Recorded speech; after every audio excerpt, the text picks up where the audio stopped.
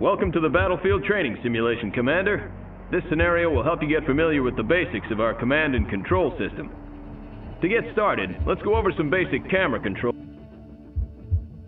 for navigating the battlefield. To move the camera, hold down the right mouse button and drag the cursor in any direction. Move the camera now. Excellent. Objective complete. Throughout this training session, you can reference your objectives at any moment if you're having trouble figuring out what to do next. To access your objectives, click the flashing button in the top right of the screen. Next, we'll work on commanding units. We've granted you 2 squads of zone troopers. Begin selecting these units by moving your cursor over the zone troopers. Notice that your cursor changes to a selection cursor. While your cursor is over the unit, left-click. Excellent. 1 squad of zone troopers is now selected. You can select multiple squads of units by left-clicking and dragging the mouse across them. Try selecting both squads of zone troopers by dragging a selection box across all of them. Both squads are now selected. To move selected units, move your cursor over empty terrain. You'll notice that it changes to a move cursor. This is a potential destination for your selected units. Some terrain, such as mountains and rivers, are not traversable, and will give you a different cursor to inform you that you're not allowed to move units there. Issue a move command to your zone troopers into the designated area to the east by right-clicking on the terrain. Good work. Your troops are moving out. This is the shooting range. Time for some target practice. If your zone troopers are still selected, right-click on the targets downrange and the zone troopers will fire on them. If your troops aren't selected, drag a box around the whole group and then open fire. Destroy all of the targets. All targets are destroyed. Excellent work, Commander. Notice that one of your zone trooper squads has a special symbol hovering above it when it is selected. This squad is now a veteran squad. There are 3 levels of veterancy. As squads rank up, they deal more damage and become less vulnerable to enemy attacks. Now move your zone troopers over to this damaged building. Order your men to destroy the structure. Got this.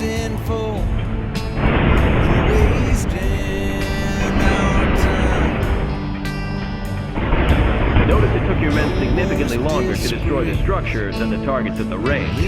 Zone troopers are very effective against infantry and light vehicles, but are not very efficient at destroying structures. In turn, certain tanks and heavy artillery may tear through structures, but may not be the most effective weapons against infantry. You'll need to pick the right unit for the enemy you're facing. Troop composition is an important part of commanding an army. Many units have special abilities. The zone troopers, for example, can use jump jets to boost themselves over obstacles and across rivers. Order your zone troopers to jump jet across this trench by selecting your zone trooper squad and left-clicking on the jump jets icon in the lower part of the unit portrait. You'll find it in the bottom right of your screen. Then left-click on a section of open terrain on the other side of the trench. Good work. Many units have special abilities and upgrades that you can use to great effect on the battlefield. Objective complete. What's the call? Commander, you've been issued a Mobile Construction Vehicle, or MCV. This vehicle is the foundation for a new base and will allow you to build new structures. In the field, you'll be moving your MCV to a suitable area for base construction. Look for flat terrain. We've designated an area for you in this training simulation. Move your MCV to the designated area to begin base construction. Note that this large vehicle is defenseless and moves slowly, but it's heavily armored. You'll need to unpack the MCV before you can build a base. To do so, select your MCV and left-click on its Unpack ability, again found at the lower right attached to the unit portrait. This will convert your MCV into a stationary structure called a construction yard. Good work. By unpacking your MCV, you've established ground control and can now place additional structures in the vicinity of your construction yard. Additional structures will extend your ground control, allowing you to expand your base to cover more ground. Your base will need power to function. Begin the construction of a power plant by left-clicking on the power plant icon in the build menu. Good. Notice how your remaining credits decrease while the power plant is building. Each structure has a cost and build time associated with it. To find out how much a building costs and how long it will take to build, move your mouse cursor over the building's icon in the build menu. The building is now ready. Note that the power plant button is highlighted, indicating that it's ready to be placed in the world. Left-click the power plant build button and move your cursor onto the terrain.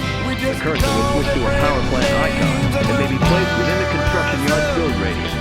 Left click to place the structure. If the power plant icon turns red, you're either trying to build the power plant outside of your construction yard's ground control radius, or you're trying to build it on impassable terrain. Good. Now your base has power. Notice the power meter on the right side of your screen. Each structure you build needs power to work properly. If your base runs low on power, some buildings will stop working, and others will work inefficiently. Buildings that stop working turn black. Now it's time to build a refinery so you can harvest Tiberium. Tiberium is an extremely valuable resource that can be refined and used to fund your operation. Build a refinery by clicking on the refinery icon. When it's ready, place your refinery in the same way you did your power plant. Out go the lovers, the mothers and milk, while the few kill the many, their veins full of silk. The streets run with blood. Construction complete. Your name is a tool. Devotion is nothing in the hands of the New construction options. Excellent. Note that the harvester unit automatically begins to seek out and collect Tiberium. Once the harvester has reached capacity, it'll return and unload its Tiberium for processing. You'll get credits when this happens. With your economy established now and power available, you can begin to build production structures. A barracks will allow you to train infantry. Build a barracks and place it on the terrain just like you did with your power plant and refinery. Construction complete.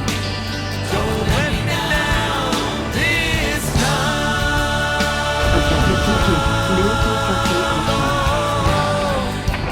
Good work. Now you can start building an army. To access the list of infantry units that you can train, either select the barracks or click on the unit production tab now. You always have the option to click directly on the structure, or simply use the tabs on the interface in the upper right. Click on the Rifleman Squad icon to train a squad of GDI riflemen. Click on the unit multiple times, and you'll train multiple squads. Train 3 squads of riflemen. You can pause production of a unit or structure by right-clicking on its icon while it's being built. If you left-click on a paused unit or structure, production will resume. If you right-click on a paused unit or structure, production will be canceled, and any credits spent will be refunded. Good work, Commander. You've managed to build a base and train a small force of infantry. Now you'll fight a mock battle against another commander.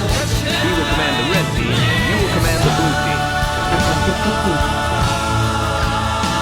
Over here.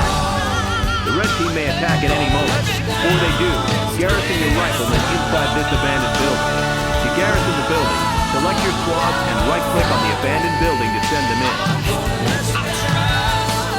Reporting in.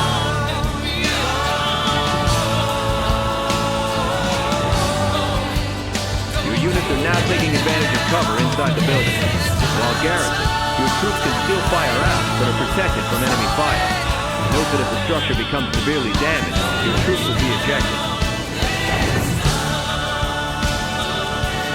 Troopers in the field. Here comes the red team. Enemy unit sighted.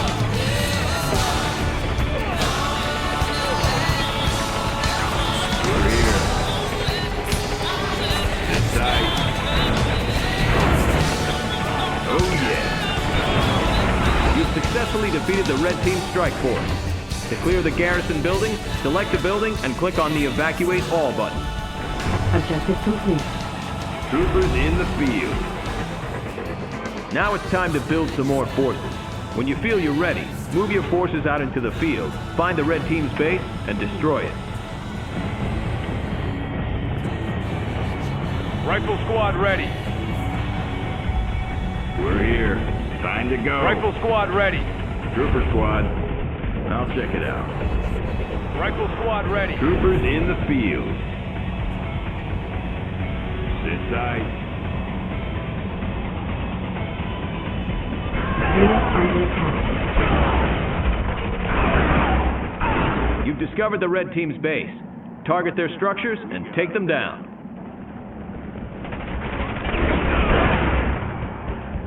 Pin them down.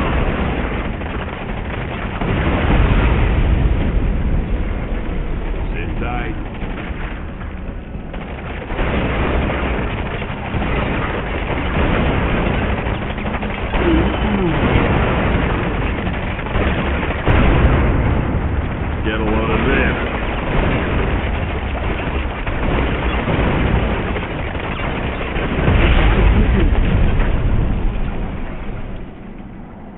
Great job, Commander.